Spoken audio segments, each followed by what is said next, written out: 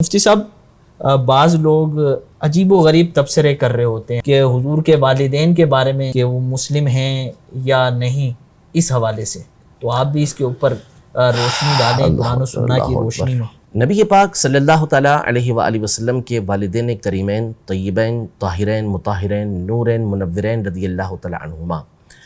یہ علماء اہل سنت کے جمع غفیر کے نزدیک نہ صرف موحد یعنی اللہ کی توحید کے قائل تھے، ساتھ ہی ساتھ ایک حدیث پاک کے مطابق جو موضوع نہیں ہے،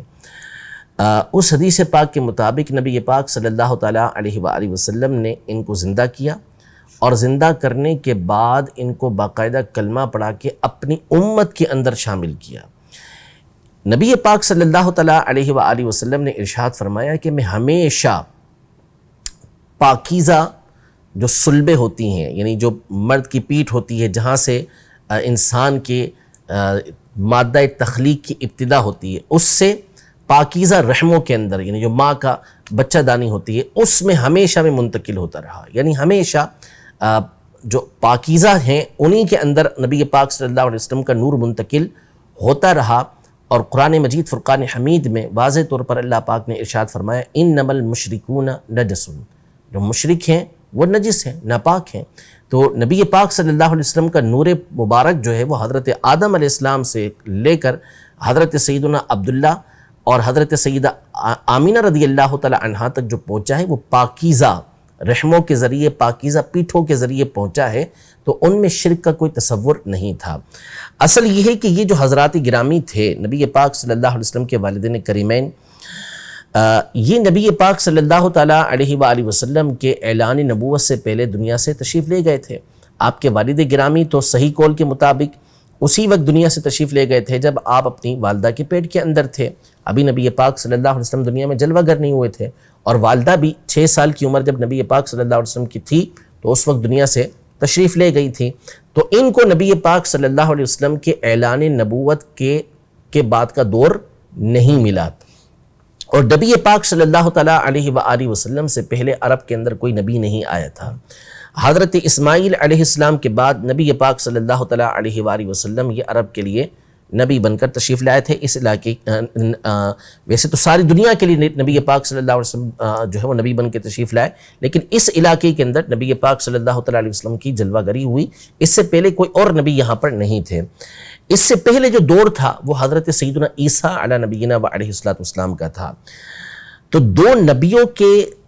درمیان کا جو وقت ہوتا ہے جس میں پچھلے نبی کی جو تعلیمات ہوتی ہیں وہ مٹ گئی ہوتی ہیں، اکثر طور پر لوگوں کے پاس وہ نہیں رہتی، ایسے زمانے کو زمانہ فترت کہا جاتا ہے، جو وقفے کا زمانہ ہوتا ہے اس کو کہا جاتا ہے۔ ایسے دور کے اندر فقط اللہ پاک کی توحید کا اقرار کر لینا یہ کافی ہوتا ہے، یعنی ان تک تعلیمات اسلامیہ پہنچی ہی نہیں، ان تک نبوت کے احوال پہنچے ہی نہیں، لیکن انہوں نے نہ کبھی بت پرستی کی، نہ کسی بت کو پوجا، انہوں نے نہ کسی بت کے آگے سجدہ کیا، نہ اللہ پاک کے علاوہ کسی دوسرے کو معبود مانا، وہ اللہ پاک کی توحید کے قائل رہے۔ تو اتنا کافی ہوتا ہے۔ تو نبی پاک صلی اللہ تعالیٰ علیہ وآلہ وسلم کے والدین کریمین اور اوپر تک جتنے بھی افراد ہیں یہ ہمیشہ سے موحد رہے، جو انبیاء کا دور پاتے رہے وہ ان پر ایمان لاتے رہے، جو اس میں سے نبی تھے وہ نبی تھے، یعنی جو حضرت ابراہیم علیہ السلام تک سلسلہ جا رہا ہے تو وہ اللہ کے نبی تھے، اسماعیل علیہ السلام اللہ کے نبی تھے، پھر اس سے اوپر جو بھی نسب ہے اس میں جو انبیاء آئے، تو آپ علیہ السلام کے والدین کریمین اس زمانے کے اندر تھے کہ جہاں پر اس وقت تک کوئی نبوت کا پیغام پہنچا نہیں تھا، لہذا وہاں پہ توحید کافی تھی، اقرار رسالت وہاں ضروری نہیں تھا۔ تو یہ بات ان کی نجات کے لیے کافی ہے، ان کے جو ہے وہ ایمان والا ہونے کے لیے کافی ہے، وہ موحد کہلائیں گے۔ پھر اس کے بعد نبی پاک صلی اللہ تعالیٰ علیہ وآلہ وسلم نے ان کو زندہ کر کے اپنی امت کے اندر بھی شامل کیا، صحابیت کا شرف بھی عطا کیا۔ علامہ جلال الدین سیوطی شافعی رحمۃ اللہ تعالیٰ علیہ امت اسلامیہ کے عظیم محقق، عظیم محدث، عظیم مفسر، عظیم فقیہ گزرے ہیں، اور ان کی زندگی یہ تصنیف و تعریف کے اندر، مطالعے کے اندر گزری ہے۔ علامہ سیوطی رحمۃ اللہ تعالی کی حالت جو علمی حالت تھی وہ آپ کے سامنے عرض کروں کہ آپ ابن الکتب ہیں۔ ابن الکتب کا مطلب ہے کہ آپ کے جو والد گرامی تھے وہ بھی بہت بڑے عالم دین تھے، اور ان کا ایک بہت بڑا مکتبہ تھا، بہت بڑی لائبریری تھی۔ تو آپ علامہ سیوطی جب والدہ کے پیٹ میں تھے تو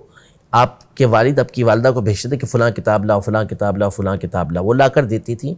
تو ان کتابوں کے لانے کے دوران، ان کتابوں کے درمیان میں حضرت سیوطی رحمۃ اللہ تعالی علیہ کی ولادت ہوئی تھی، تو یوں آپ کو ابن الکتب کہا جاتا ہے۔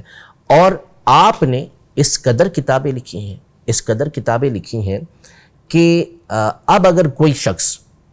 بہت زیادہ کتابیں لکھتا ہے، بہت زیادہ کتابیں لکھتا ہے، جیسے مثال کے طور پر ہمارے زمانے میں علامہ فیض احمد اویسی صاحب رحمۃ اللہ تعالی علیہ، ہر موضوع پر کہ انہوں نے کتابیں لکھی ہیں، ٹھیک ہے، 3000 یا اس سے بھی زیادہ ان کی کتابیں بیان کی جاتی ہیں، تو کہا جاتی ہے اپنے زمانے کے سیوطی ہیں۔ سیوطی کس اعتبار سے؟ لکھنے کے اعتبار اتنا سے۔ لکھ لیا۔ اعلی حضرت امام اہل سنت کو فرمایا جاتا ہے کہ سیوطی عصری، کہ وہ اپنے زمانے کے سیوطی ہیں، کہ اتنا کچھ انہوں نے لکھا ہے۔ یعنی ایک ضرب المثل جو ہے وہ علامہ سیوطی رحمۃ اللہ تعالی علیہ کی ذات بنی بھی ہے، کہ جب کوئی کثرت کے ساتھ تصانیف کرتا ہے۔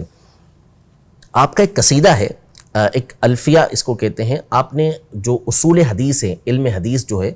علم حدیث کے جو مسائل ہیں